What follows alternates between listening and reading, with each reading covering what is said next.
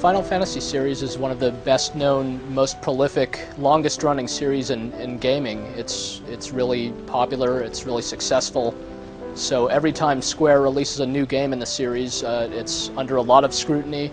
It's inevitably very popular, and it's also has to be considered under very high standards, because every time the company releases a new game in the series, if nothing else, it looks a lot better than every game that has come before it.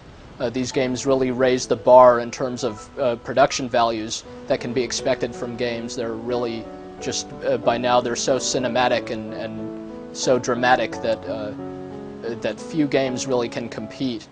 We've all seen screenshots and movies of it and all that kind of stuff really for months now, leading up to the release of the game for the PlayStation 2. The reason it's a particularly significant game, as if it being called Final Fantasy isn't significant enough, is because it's Square's first Final Fantasy for sort of a next-generation platform for the PlayStation 2, as opposed to the PlayStation before it. So just like Final Fantasy VII really revolutionized the series for the PlayStation, it really introduced a whole new type of look to the series. People are sort of expecting Final Fantasy X to do the same with the PlayStation 2. For the most part, it really does a lot of that. It's just a very impressive looking, big, grand production, and it really looks the part. But of course, we sort of knew that already. We've seen the screenshots. The question is, how does it play? Does it really stack up? Is it as long as the previous games in the series and that sort of thing? And by and large there, the answer is yes. It has a very interesting combat system, a lot of great characters, a story that turns out to be very interesting. The game itself is very long, surprisingly long. In fact, it's even longer than many of its predecessors. It'll probably take you no less than 40 hours if you're a veteran of the series, and probably as long as 50. And that's without even going through a lot of the side quests, a lot of the optional stuff that could easily end up doubling the amount of time you spend with the game.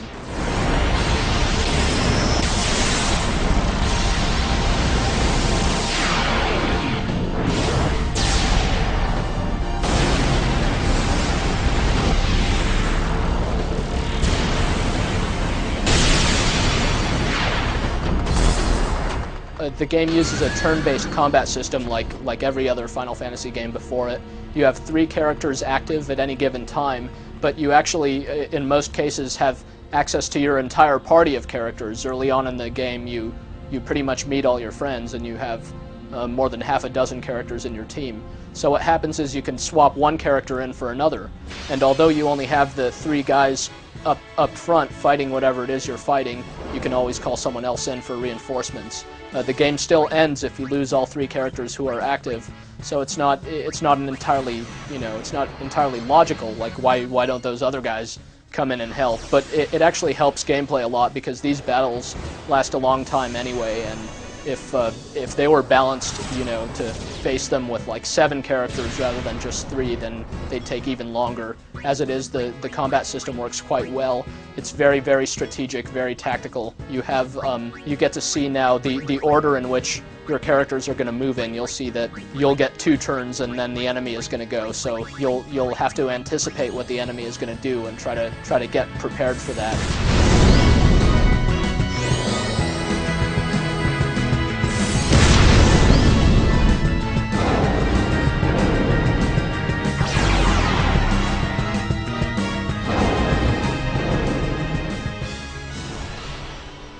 The Final Fantasy series is really popular, but that's not to say it doesn't have some detractors. It's not, beyond reproach. Some people have criticized the series, particularly since Part 7, for being very time-consuming. You have these really drawn-out battle sequences where you're seeing these admittedly incredible-looking spell effects going off and all kinds of things happening, but the battles sort of, some people think the battles sort of drag on, and they wish the game would kind of snap to it and move a little bit faster. Of course, fans of the series really love the more leisurely pacing, the sort of epic nature of the game. And Final Fantasy X, to be sure, does follow in the tradition of the more recent games in the series. it is a time-consuming game. It's not something you could just play for 5 or 10 minutes at a time. It's something you kind of have to hunker down with and spend a good few hours with if you're going to get anywhere, because, you know, especially in the second half of the game, you'll start fighting some of these battles that really take quite some time to get through. The character advancement system in Final Fantasy X is actually really interesting and both open-ended and somewhat confining at the same time. It looks really intimidating at first. You don't just gain levels like you do in most RPGs, but rather you gain these points that you could then use to move around this big kind of confusing looking map called the sphere grid. The way it works is every time you move a place on this grid, you move next to these spaces that you could then purchase using these little spheres that you find. And every time you purchase one of these, they do various things, like they'll raise your strength or they'll raise your hit points and so on. So you don't just gain a level and, you know, get more strength and get more hit points. You just gain these things one bit at a time. And the way it works is you have the different characters in your team, and they'll start out at different points in this gigantic grid. So Lulu, your magic user, she'll start out next to where a lot of different spells are, so she'll naturally be more inclined to learn these spells than the other characters. Eventually, late in the game, you'll be able to move all across this map and have everyone kind of get good at everything. But the game does sort of lock you into particular paths of advancement for each character. And again, this ends up working quite well. You don't have it so that all your characters kind of feel exactly the same way. They definitely have their own specialties and their own best skills and so forth. The game isn't all just combat, of course. There are several puzzle sequences. You go to these various temples along the way, and you have to sort of manipulate various objects there to unlock their hidden secrets, and this involves, you know, kind of plugging these magic jewels into different places.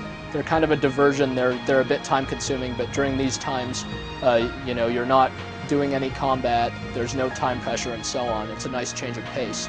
In fact, there's a lot of stuff in Final Fantasy X that, you know, it makes for a clever diversion, and there's a game called Blitzball that's very popular in the world of the game. It's sort of an underwater soccer, and one point relatively early in the game you have to play Blitzball, but throughout the rest of the game it's optional. You can choose to, you know, compete in these tournaments of the game, and it's kind of this little half real-time, half turn-based sports game that's kind of fun. You know, it's not as interesting as the rest of Final Fantasy X, but it's a pretty interesting mini game, and there's other stuff there like chocobo racing and trying to capture monsters that are loose in the wilderness and bring them back to like a monster trainer and all kinds of stuff like that. This is stuff that fans of the series are going to want to spend a lot of time with, but otherwise it's very optional. A city dead for 1,000 years. A city I had to see with my own eyes. It may not seem like a big deal, but the fact that there's spoken dialogue in Final Fantasy X actually is a very significant thing for fans of the series, because this is the first ever Final Fantasy game where characters actually speak. So one of the big questions about the English translation is, well, how is the voice acting? The good news is that the voice acting is surprisingly well done. Most of the voices match the characters very well. You'll actually grow to like the characters just based on the sound of their voice. They'll really, you know, sound the part. Not all the dialogue is perfect. Some of it sounds more convincing than other parts, but by and large, the game makes very good use of speech. I don't think fans of the series who've been wary about the English voice acting are going to be disappointed with the quality of it.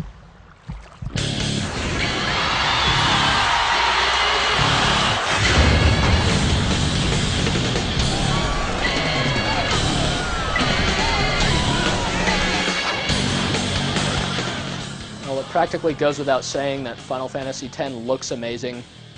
It is worth pointing out that the graphics in some areas they're a bit mixed. The game uses pre-rendered cinematics in some sequences that look really unbelievably good, but at the same time the characters in these scenes, they look noticeably different. You could tell different artists did these pre-rendered scenes than did the in-game stuff. In the in-game portion, during dialogue between some of the characters and many of the non-interactive cutscenes that occur throughout Final Fantasy X, you'll see that sometimes the characters' faces look incredibly detailed. These are easily the best-looking characters you've ever seen on the PlayStation 2. And at other times during battle and even just while running around, the character models aren't quite as detailed.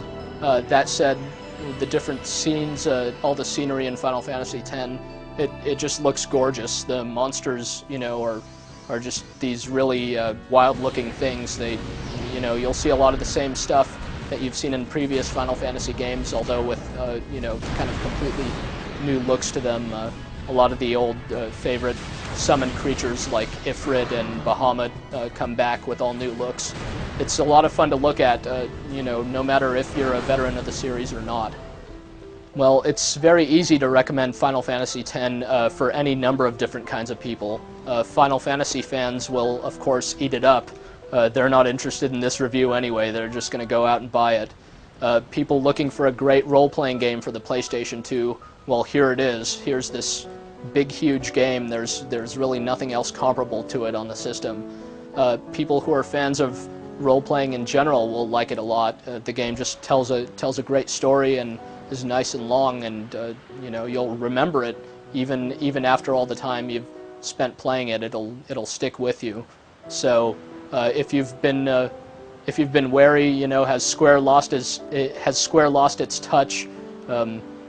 Can Final Fantasy X possibly stack up to the previous games in the series? Well, rest assured that it most certainly does.